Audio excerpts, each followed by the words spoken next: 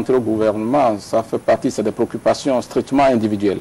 Hein. Et j'ai toujours dit, je fais partie de ceux qui ont toujours dit ici, ce n'est pas parce que nous avons un engagement citoyen aujourd'hui que si demain nous pensons que la manière dont nous servons le pays aujourd'hui ne nous permet plus d'atteindre nos objectifs, que ce soit au niveau des objectifs de groupe, même au niveau des objectifs que nous visions, que nous envisageons pour la cité, que l'on arrive à passer. Ça veut dire quoi? Que vous êtes candidat à un poste ministériel, vous aussi? Non, non, non, il ne s'agit pas de ça. C'est-à-dire que nous avons sorti au niveau d'un certain nombre de personnes pour pouvoir répondre à cette brouille, puisque ce n'est pas la première fois.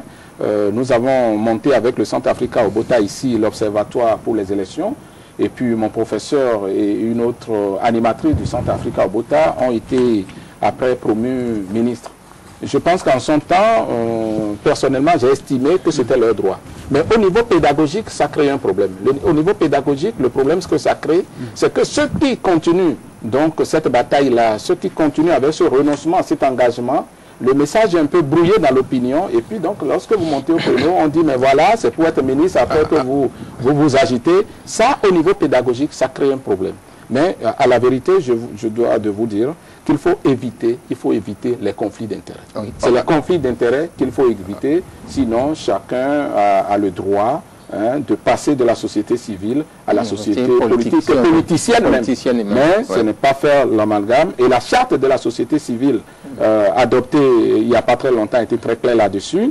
Lorsque vous êtes actif au cœur de la société civile et que vous voulez franchir le pas, quand même, vous devez marquer une pause. Et je pense que ceux qui sont à la société civile aujourd'hui, ou même qui sont à la société politique et qui veulent revenir à la société civile, il faut qu'il y ait une certaine rupture pour permettre une certaine lisibilité. Voilà. Rupture, mais il y a des passerelles. C'est ce que mais naturellement, si je suis engagé au cœur de la société civile et que, donc, par rapport aux idées que je défends, si demain je décide, si moi, Orden Aladatine, je décide de passer à autre chose, je vous réunirai, communicateur, je dirai que j'ai assez fait, parce que ça fait quand même 25 ans que je suis au cœur de la société civile. Que je m'engage autrement. Vous savez tous les combats qu'on a fait par rapport à la LEPI. On a dû marcher sur le Parlement pour que la loi soit votée. Vous comprenez? On a dû ça frustre énormément quand vous vous anticipez, vous êtes proactif et que c'est d'autres qui viennent récupérer. C'est leur rôle. Mais vous auriez voulu agir sur la conduite des affaires de la cité. On a choisi faire autrement aujourd'hui, en étant donc dans cette sphère médiane, mais nous n'avons pas la décision finale. Et un acteur de la société civile peut dire que on arrête une pause pour engager le combat politique. Justement, parlant de ce que vous faites des actions, ça porte, vous aurez aimé être à la décision, mais vous n'y êtes pas d'autre. On n'aurait pas, c'est un choix. Non. Je vous dis parfois, par rapport aux questions qui sont censées. Vous savez, par rapport à la Sénat, on va aborder toutes ces questions. Ensemble avec certains acteurs, dont Réki Amadougou. Nous sommes allés au Parlement. Au Parlement, le président de la commission des lois, c'était M. Amouda, je pense, Amouda Razaki, pour faire un plaidoyer, afin que la Sénat soit professionnalisée. Nous l'avons fait pendant longtemps. Vous savez, si nous on était au Parlement et qu'on était majoritaire au Parlement, parce qu'il ne s'agit pas d'être au Parlement, il s'agit aussi d'être majoritaire au Parlement, nous aurions voté des lois dans le sens de la professionnalisation de la Sénat, entre autres.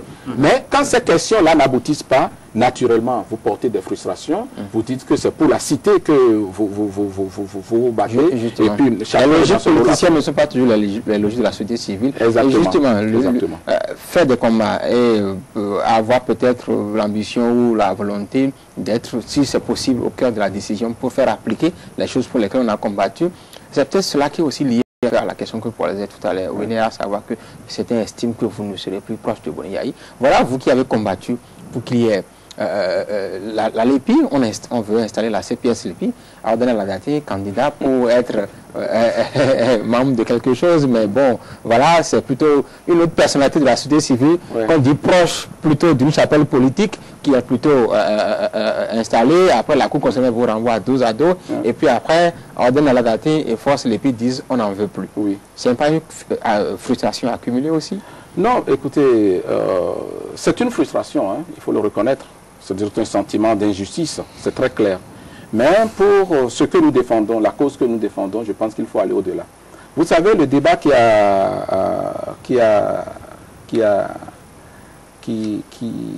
gouverné ce qu'on a fait, les amis ont estimé qu'il fallait que dans ces institutions, qu'on envoie des gens qui s'y connaissent. C'est ce débat-là, on a fait ce combat depuis 2006. Hein. Déjà par rapport à la représentante de la société civile pour la Sénat qui a dirigé les élections ayant abouti à la désignation donc, du chef de l'État actuel, il y a eu ce même débat, ce même combat. Il y a eu les mêmes contradictions et la Cour a tranché. Il se fait simplement que pour ce qui s'est passé avec l'EPI et la CPS, le gouvernement a choisi un camp. Et c'est ce que nous avons condamné. Vous savez, il y a eu deux listes. Il y a eu deux listes. Nous avons fait une liste. Les autres ont fait une liste. On ne va pas ouvrir cette polémique-là aujourd'hui. Il s'est fait que le gouvernement a choisi un candidat, le candidat d'une des listes. Alors que les deux lui sont pas dit, mais le gouvernement n'est pas la Cour. Il lui fallait laisser la Cour trancher comme elle a fait. Et c'est eu égard à tout ça que nous avons estimé que ce n'est pas plus nécessaire pour nous de continuer à faire ce combat. Parce que ce n'est pas un combat pour l'essentiel. Nous avons voulu, puisque nous avons fait le plaidoyer, conduit le plaidoyer pour qu'on aboutisse au cadre légal. Il était très bien qu'un acteur averti soit donc au cœur des politiques pour jouer ce rôle médiane. C'est ce que nous avons pensé. Que fasse l'interface donc entre les forces politiques parfois antagonistes, fasse le lien avec les partenaires techniques et financiers parfois, qui devaient mettre du financement substantiel donc, dans ce processus. Malheureusement, ça ne s'est pas fait comme ça. Mais lorsque nous nous sommes retirés, que l'on dit que nous sommes frustrés, mais nous n'avons pas tourné dos au processus. Vous savez qu'il y a eu un moment, les acteurs politiques ne se parlaient plus du tout. Nous avons conduit une séance d'écoute, hein, donc dans le mois de décembre donc, 2009, qui a permis quand même que les acteurs, pour une fois, puissent s'asseoir et discuter autour du processus. Sans nous, il n'y aurait pas eu ça. Vous nous avez vu à la présidente de la République. Hein, en un mois, nous avons été reçus combien de fois par le président de la République autour de cela. Nous avons discuté avec le président. Ce que je voulais dire, moi j'étais à la présidence un jour, et un ami a dit, ah, venez voir, Orden, d'accord, il est déjà corrompu. Avec tout ce qu'on lui a fait, il est déjà à la présidence. Il a dit, mais non, c'est pour le processus. Autrement, nous avons été, à mon avis, encore plus efficaces que si nous étions à l'intérieur. Oui, justement, vous glissez sur des mots qui peuvent fâcher. Ça sème même une part de controverse chez nous. Vous dites, ceux qui s'y connaissent dans ces questions-là, les questions électorales, parlons de l'EPI. Oui, certains vous reprochent, certains de vos amis de la société civile, vous direz c'est l'autre camp de la société civile, vous reprochent de jouer les indispensables, de jouer les experts. Non, c'est pas ça. Non, on ne joue pas les experts. Il y a beaucoup d'expertise en notre sein. Vous savez, c'est un peu les failles de la loi. Hein. Donc, dans notre pays, nous profitons beaucoup des failles de la loi. Mais ça va s'améliorer. Vous savez, l'incident, depuis 2006, ça va s'améliorer. Nous sommes convaincus que ça va s'améliorer. Vous savez, moi, quand il est question de journalistes, associations, parce que les associations de journalistes sont des associations de la société civile. Hein. Mais lorsque vous mettez ensemble pour régler et discuter des questions de représentativité en matière de presse, de médias, moi, vous ne m'avez jamais vu là. Lorsque les gens qui sont dans le microcrédit se réunissent pour parler de microcrédit, moi, je ne suis jamais là. Lorsque les gens de SIDA, donc, certains sont indispensables dans ces domaines-là et c'est ce qu'il faut honnêtement et humblement reconnaître. Nous avons développé de l'expertise dans cette matière depuis 20 ans et ça a un prix. Quand d'autres pays nous sollicitent pour faire l'un, pourquoi nous on ne peut pas le faire ici? Quand on a quelqu'un qui s'y connaît en matière d'élection, on le laisse, on prend quelqu'un qui est fort en microcrédit, il y a quelque chose qui ne marche pas. Donc ce n'est que ça. Ce n'est pas que les autres sont carents, ce n'est pas du tout ça. Mais chacun est compétent dans son domaine, à sa spécialité. Il faut qu'on en vienne là. Nous allons évoluer et venir au sujet du jour. Toujours parlant de force, l'EPI, force élection. Pourquoi avoir évolué de force l'EPI vers force élection alors que la LEPI reste toujours un défi? Vous savez, c'est en 2008 que nous avons créé Force LEPI, contrairement à ce que certains... le débat récurrent sur la LEPI est venu... Bon, il y en avait, hein, la LEPI, on l'a agité depuis plus de 10 ans, mais c'est en 2008 que nous avons lancé Force LEPI. À l'occasion, nous avons sorti un communiqué et nous avons invité le gouvernement à prévoir déjà dans le budget 2009 de financement substantiel pour pouvoir financer le démarrage du processus. En 2008 déjà, nous l'avons fait. Début 2008, nous avons fait cela, ce combat-là. Bon, nous avons créé la LEPI parce que, Force LEPI, parce que nous avions anticipé. Vous savez, moi je travaille au cœur du WANEP Bénin. Et notre niche fondamentale à ONF Bénin, c'est la lettre précoce. Quand on a vu en Afrique les causes des conflits et tout ça, quand on a observé un peu les cristallisations au niveau des partis politiques, on s'est dit, si le scrutin de 2011 n'était pas transparent et équitable, ça risquait de nous créer quelques difficultés sur le terrain. On l'a anticipé là-dessus. C'est pourquoi nous avons appelé donc à la mise en place de ce cadre légal et au démarrage, enfin, du processus de la LEPI. Nous avons eu des résistances dans les deux camps. C'est ça, on ne le dit pas souvent. Nous avons eu des résistances dans les deux camps, que ce soit du côté de la mouvance, du côté de l'opposition. Qui était réticent à la LEPI, c'est ça? Qui était réticent à la LEPI. Des deux côtés? Des deux côtés. On a rencontré dans chacun des camps des partisans de la LEPI et des adversaires de la LEPI. Dans chacun des camps. Dans chacun des camps. Donc nous avons conduit ce plaidoyer, ça a été de contact, on a rencontré des partis politiques, on leur a dit non, il le faut pour nous et tout ça là. Donc finalement, la classe politique dans son ensemble a adhéré à cela et nous avons eu le cadre légal. Ce que nous avons applaudi.